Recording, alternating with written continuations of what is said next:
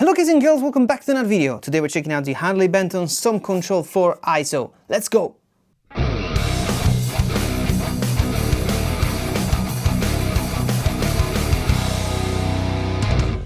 So welcome back. Today we're checking out this very cool pedal switcher.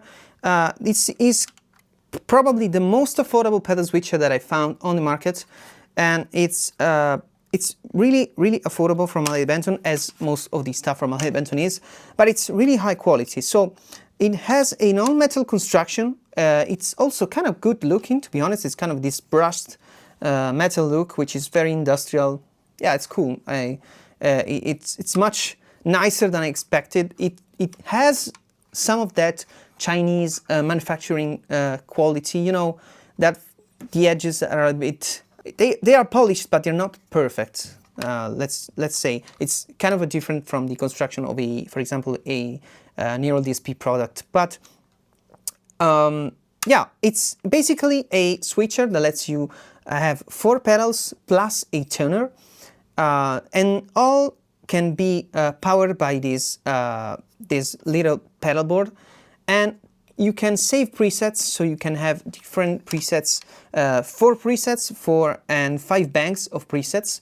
So for example, you can have a sound for the A preset, a sound for the B, and combine all the pedals that you have. Of course, you're limited to 4 pedals. The tuner is a bonus just because it has only a send, not a return. For each pedal you have a send or return basically. So you connect the pedal to the send, and then you plug the send into the input of the pedal, and then the output of the pedal goes into the return. And for each pedal you can activate them and, you know, manage them this way. The power is a really nice ISO power. So if you're not familiar with the ISO term in the Harley Benton world, it's basically that each output is isolated from the others. So it's not a daisy chain of pedals. It's a single clean power source for each pedal. And this really keeps the noise floor down, especially if you have very noisy pedals or you have a very noisy kind of power source from the wall plug. This can solve a lot of problems caused by that. Yeah, but this is basically it. Let's check out how it works, and then I'll tell you what I think.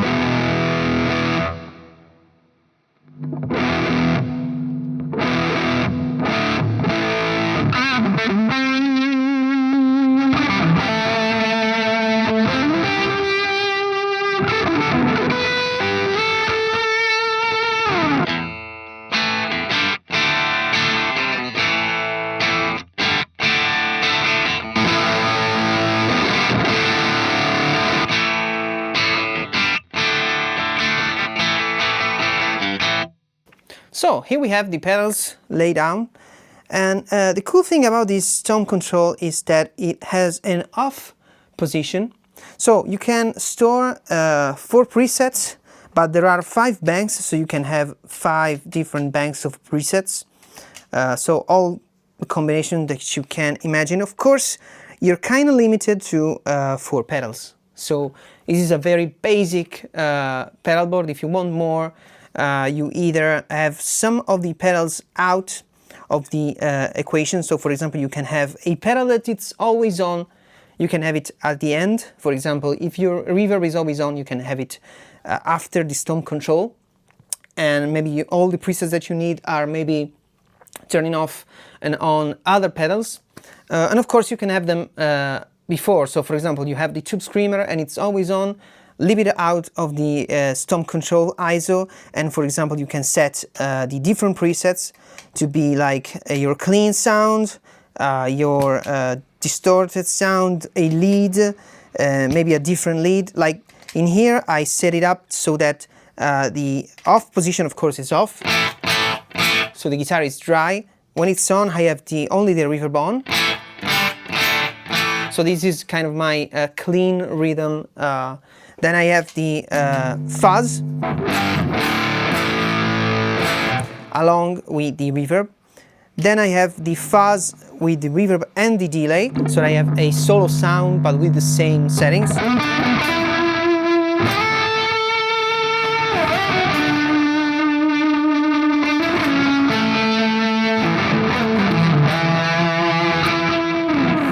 And I have another solo which is only with the delay, not the reverb, to have it more defined.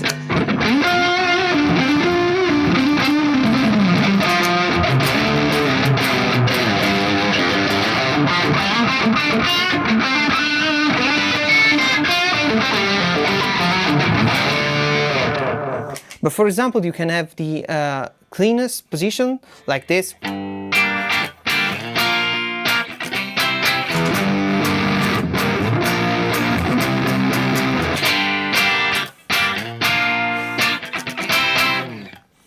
And it's really cool. It's really cool, I have to say. So for example, in the second, I have set it up so that there is a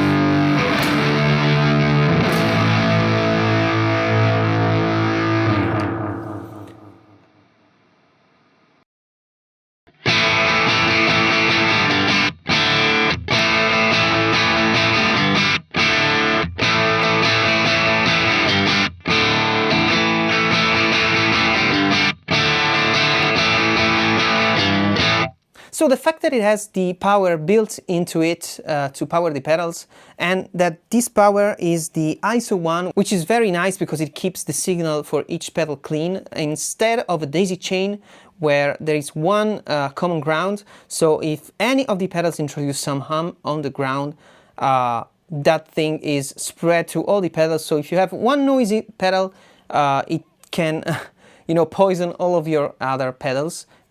In this way, the noise stays into each pedal, doesn't add up in the power section, which is very, very cool. And I've been using Harley Benton ISO power bricks for like years now. I've had it since like I think 6 or 7 years now. And when I did the jump from a regular power source to an ISO one, yeah, it got much more silent, especially for recording, not only for live use, which is of course it needs to be silent, especially when in the moment when you're not playing and there is a lot of noise. It's not great. It's not, doesn't sound really professional, but especially when recording where you want as less noise as possible during the takes, especially.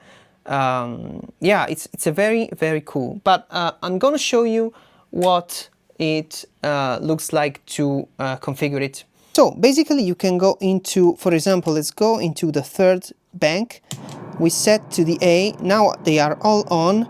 We can do edit, and now we can turn any pedal on and off. So for example, in this one I only want the reverb and the delay, for example, and then I press store. That's it. So if each time I recall this A3 preset, these two pedals are going to turn on.